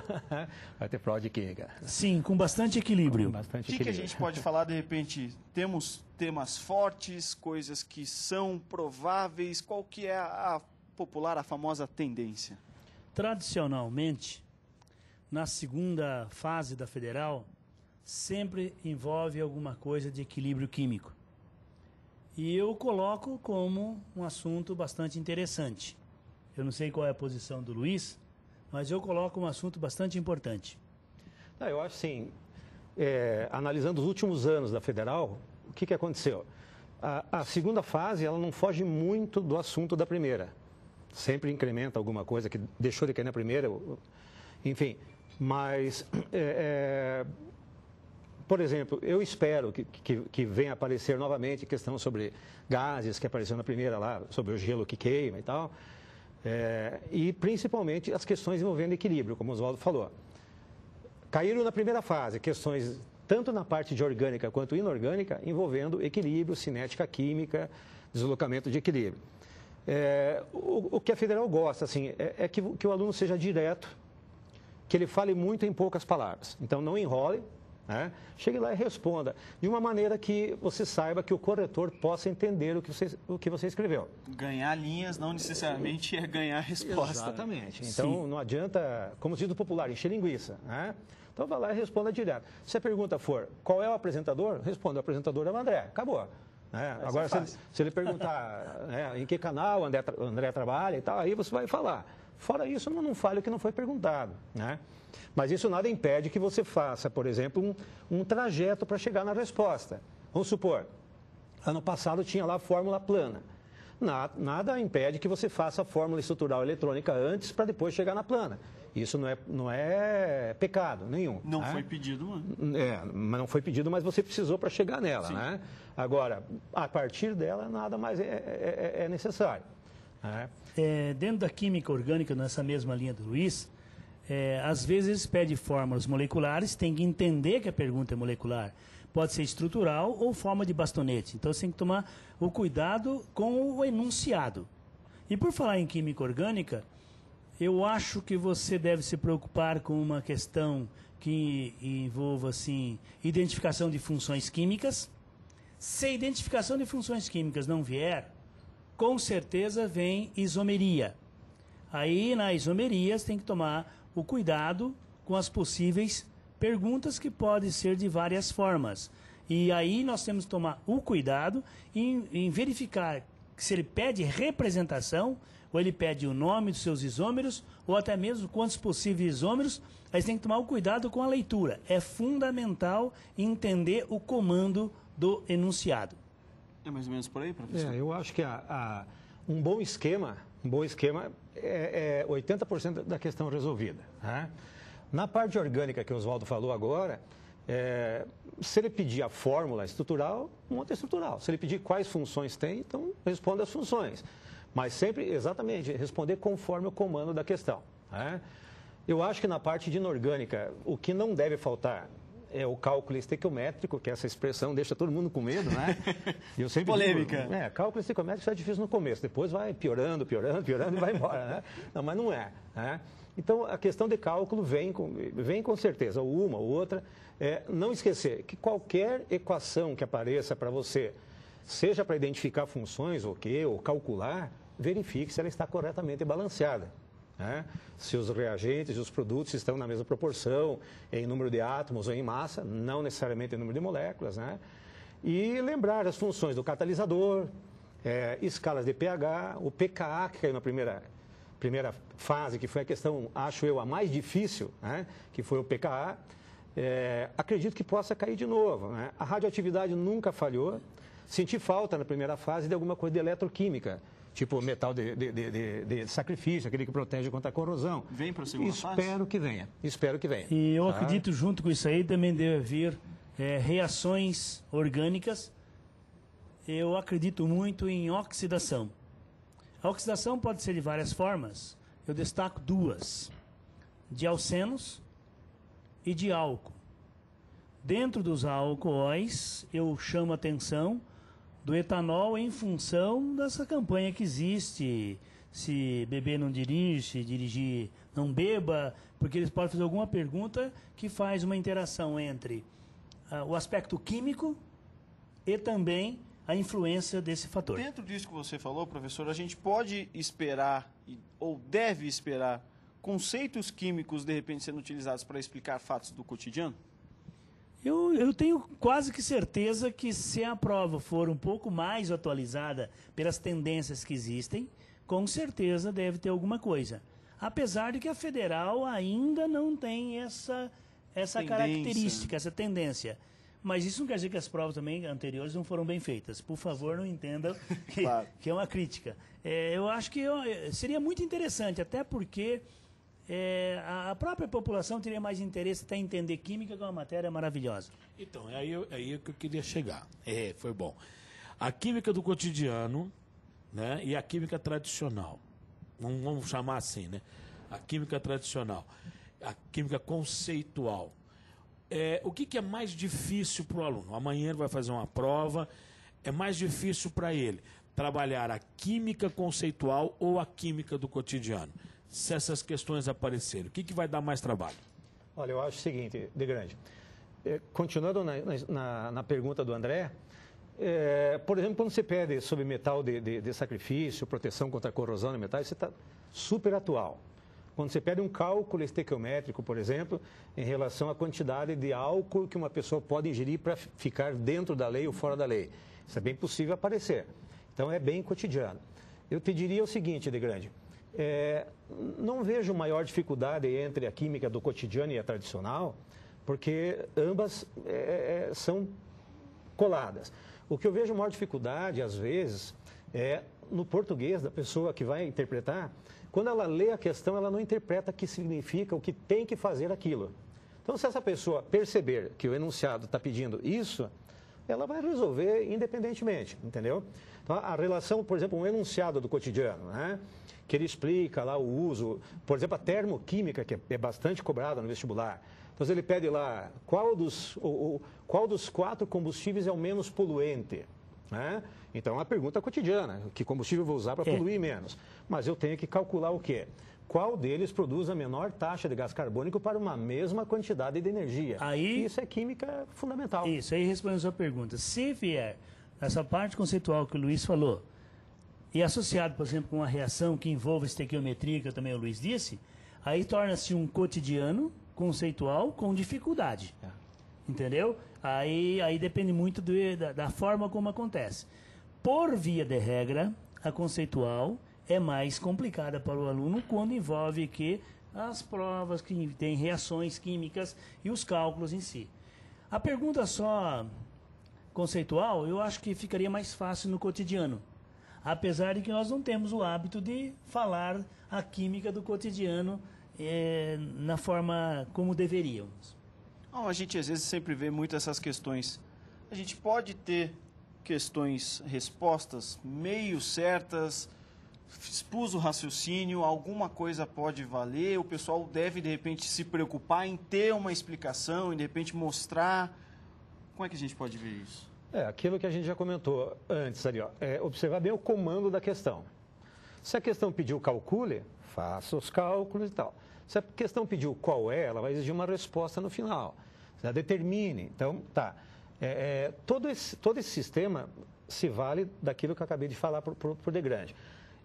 Ler o enunciado com bastante atenção, faça um esquema, veja o que foi dado e veja o que foi perguntado, né?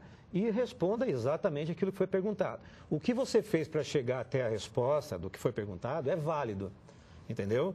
Nunca colocar aquilo que não foi perguntado, né? Escrever lá alguma coisa além do que foi perguntado. Porque se vai agregar, né? E a resposta sendo clara, quer dizer, você tem que fazer uma resposta pensando assim, o corretor vai entender o que eu estou explicando? Não vai haver problema. Eu acho que não vai haver problema por aí. Dentro do que você disse, eu, como professor de muitos anos, eu posso aceitar meia resposta. Não existe meio certo ou meio errado. Então, eu posso até, ao responder, não responder completamente. Mas tudo que eu vou colocar tem que ser absolutamente correto dentro da pergunta. E pertinente. Isso, pertinente. Eu estou falando assim para você... não te corrigindo o que você falou do meio certo e meio errado, porque eu entendi o significado. Até para justamente os nossos... para ver assim, será que eu consigo ganhar alguma coisa nessa questão? Mas eu acho que tudo é possível ganhar alguma coisa quando você faz uma resposta, se não completa, mas bem dentro da pergunta, da forma como ocorreu. Entendeu? E isso é fundamental para que o indivíduo tenha clareza na sua posição de resposta. Isso é muito importante mesmo. Outra coisa que eu gostaria de comentar por exemplo, conflito de unidades. Muito cuidado com isso. A primeira fase deu uma energia livre, energia útil, né, de Gibbs, e ela dava a entalpia em quilojoule e a entropia, que é o grau de desordem, em joule. Então, se o cara não notar que há um conflito de unidades, ele pode fazer a questão corretamente, tudo à toa, certinha, tranquilo, mas ele errou um cálculo desde o começo. Ou, por exemplo, errar uma massa molar no começo, o cálculo da massa de uma molécula. E ele pode vir fazendo um cálculo lindo, mas com erro desde o começo. Então, muita atenção no início. Na primeira fase, por exemplo, ele dava um volume lá em metro cúbico e aplicava-se a famosa fórmula PV igual a NRT, que é capaz que apareça novamente. Já apareceram 2 anos. Só que a constante ele dava para metro cúbico. E a tendência do aluno é usar o 0,082, que já é em litros. Então, observe bem os dados. Atenção. Atenção. O número de avogados, se for dado com vírgula ou sem vírgula, uma decimal, 2 decimais. Essas coisas são importantes, porque às vezes o cara faz um raciocínio, um desenvolvimento lindo, maravilhoso, mas ele fez um errinho no começo, vai errar lá embaixo. Já nós estamos falando em química, em equilíbrio e, ao mesmo tempo, em estequiometria, eu acho fundamental que a gente pratique, né? Ou seja, alimentado devidamente, porque se você não estiver devidamente alimentado, exatamente, porque há uma mudança muito grande no nosso comportamento, porque primeiro nós temos que chegar muito cedo no local, tem que almoçar muito mais cedo. O horário, exatamente o horário da refeição. Isso é fundamental. E depois você começa a acionar a máquina que gasta muito mais energia que o normal. Isso significa dizer que se não tomar o nosso cuidado com o nosso equilíbrio, vai faltar energia. Então, minha gente, é muito importante que você tenha tranquilidade, mas com tranquilidade devidamente alimentado. Senão, tudo nós estamos falando não tem sentido se não tiver energia suficiente para tal. E confiança, né, naquilo que a gente passou. A gente passou para você o conteúdo aprendido. O que você precisa. Você tem que ter confiança. Você sabe, está preparado. Não entorte o teu caminho que está reto. Está tudo certinho. Minha gente, eu também gostaria de deixar bem claro o seguinte. A única pessoa que pode criar problema para você, nessa hora, é você mesmo. Por favor, tenha paciência com você. Você é o personagem mais importante nesse instante. Tenha muita paciência com você. Professores Oswaldo, Luiz, Roberto, obrigado pela participação de vocês. A gente encerra este bloco de Química. Fique por aí, a gente tem mais um bloco aqui neste aulão, a revisão preparatória para o vestibular da Universidade Federal do Paraná da segunda fase. Lembrando, você segue participando pelo @OTV Curitiba com a hashtag VestibaNaTV. A gente vai para o intervalo e volta já.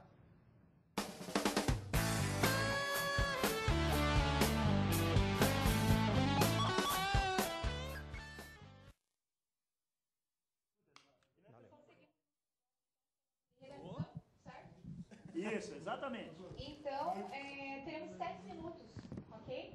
Já encerramos a transmissão. Fechou. Ok. Deixa eu travar.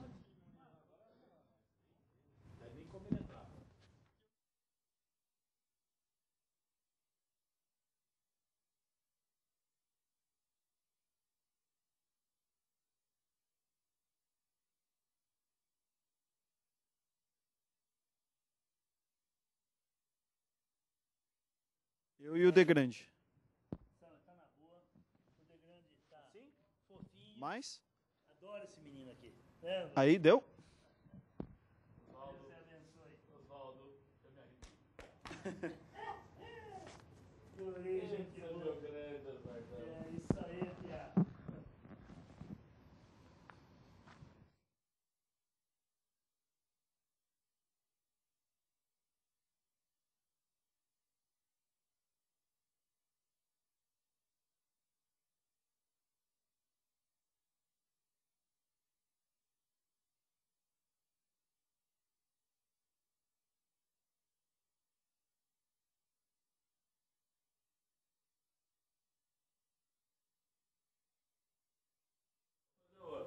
De Milton Neves aqui, atenção, vou fazer de merchan.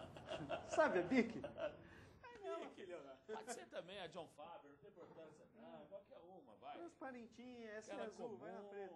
Ela comum. Bom, vai bater nesse ponto e o clássico, né? Leia o enunciado, né? Pelo amor de Deus.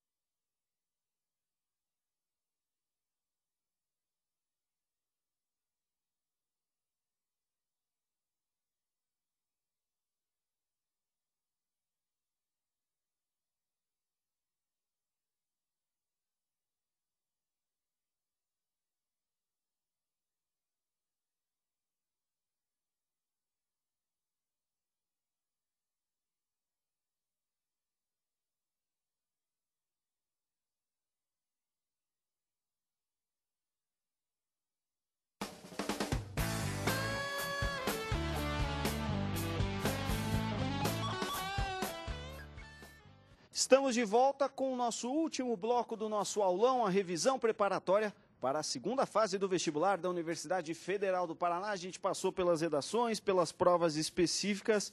Ainda estou aqui com o professor Degrande. Nunca é exagero a gente lembrar, né, professor? Itens obrigatórios.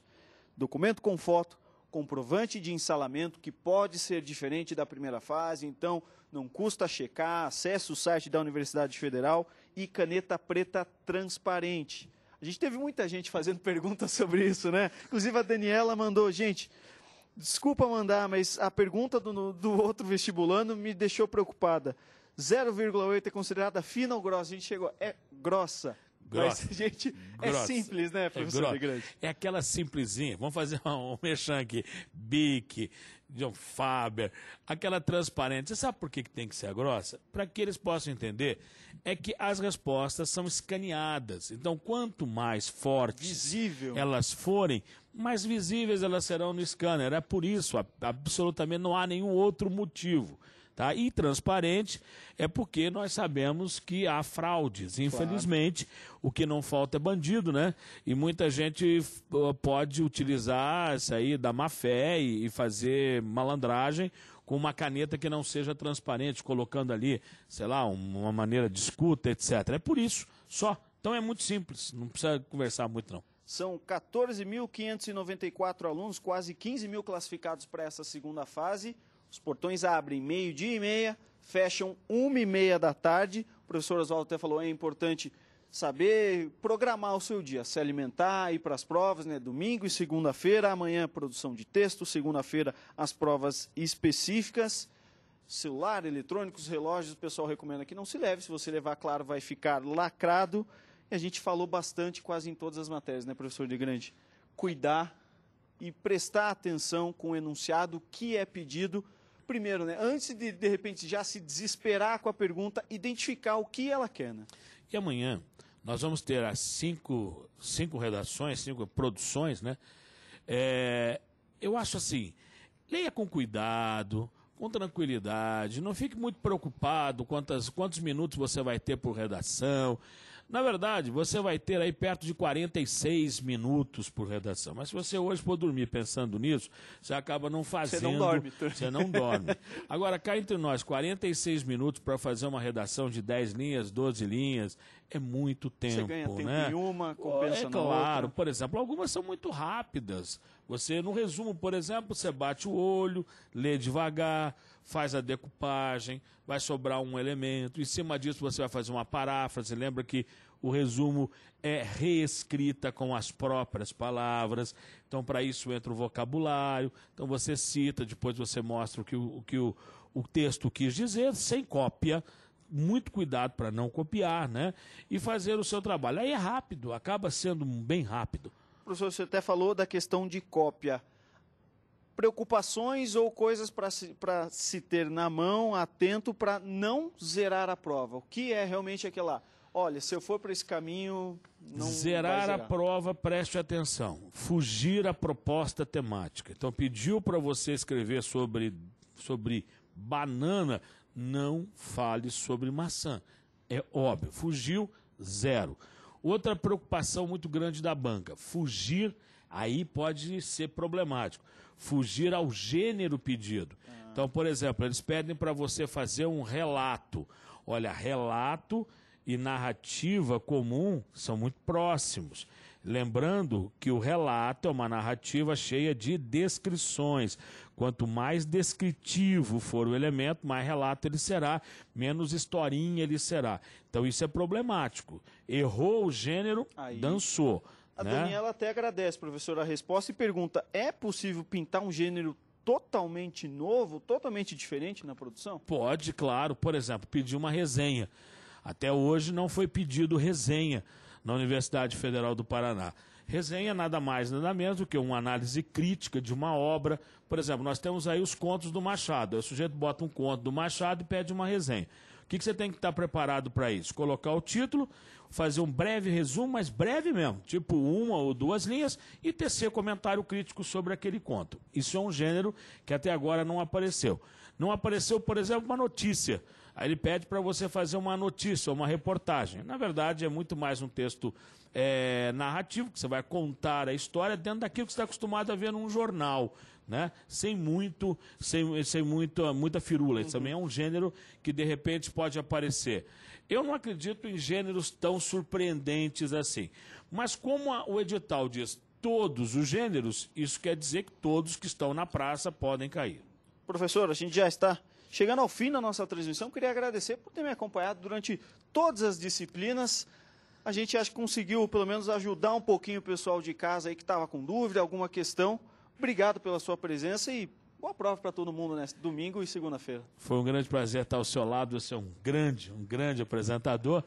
E eu quero desejar a todos que estão nos ouvindo e nos vendo que todos vão para a prova com muito carinho, com muita alegria e, principalmente, coração muito solto e tranquilidade. Tranquilidade. Uma coisa é diferente entre ansiedade e medo. Ansiedade você vai ter, medo você não pode ter. Boa prova para todo mundo e um beijão no coração. É a hora que todo mundo esperou. Obrigado, professor de Grande, e obrigado a você aí de casa pela companhia, pela audiência, pelas inúmeras mensagens. Espero que a gente tenha ajudado a responder, a sanar as suas dúvidas. A gente fica por aqui com esse aulão, a revisão preparatória para o vestibular da Universidade Federal do Paraná. Segunda fase é amanhã e segunda-feira. Para você aí de casa, uma boa prova, bom final de sábado, um bom domingo.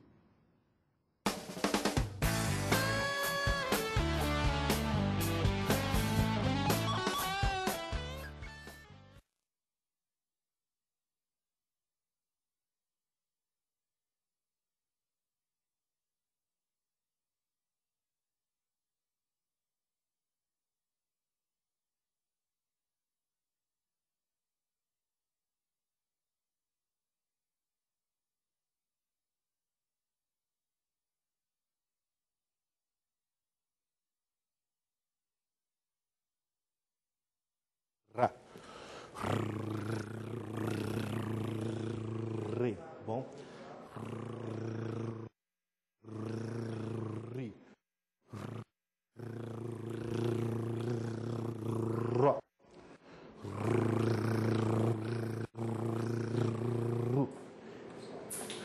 Vamos, Mu.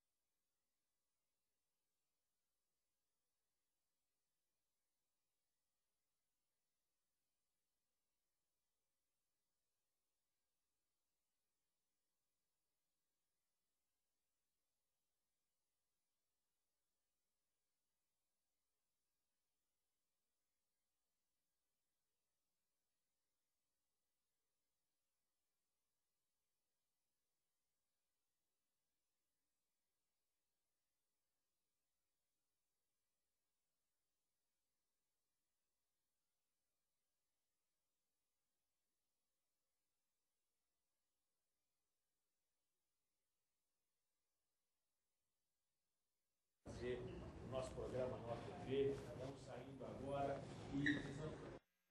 Não, o mais tesão é que depois eu dei aula com ele, mesmo com...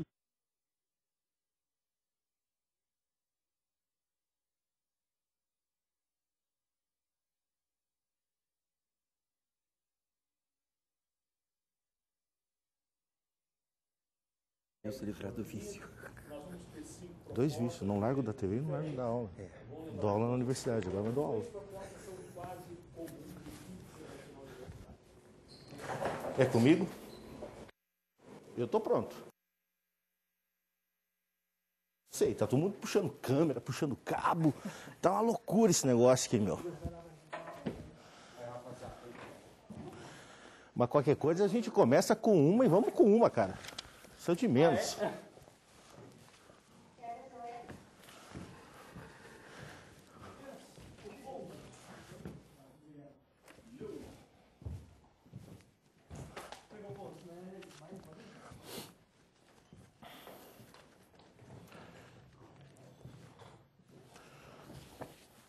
Elias, você que vai ficar na câmera?